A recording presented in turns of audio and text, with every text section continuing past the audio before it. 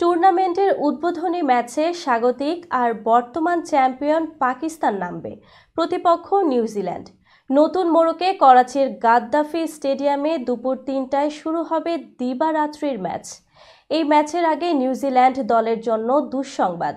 ছিটকে গেছেন তাদের পেস বোলিংয়ের কাণ্ডারি লকি ফার্গুসন, ঢুকেছেন কাইল জ্যামিসন। মাত্র এক সপ্তাহেরও কম সময় আগে ত্রিদেশীয় সিরিজের ফাইনালে মুখোমুখি হয়েছিল দুদল।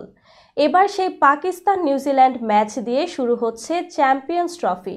দীর্ঘ ২৯ বছর পর পাকিস্তানের মাটিতে কোনো আইসিসি আসর, সেটাই এবারের আসরে পাকিস্তানের সবচেয়ে বড় প্রাপ্তি।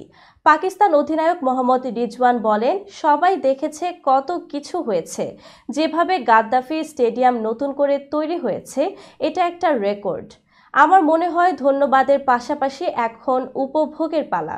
কেননা সবাই জানে সাম্প্রতিক সময়ে কতটা প্রতিকূল সময় পার করে এসেছি, কিন্তু আল্লাহ আমাদের পাশে ছিল। তবে সঙ্গে দীর্ঘদিন চ্যাম্পিয়নের খেতাব ধরে রাখার অভিজ্ঞতা।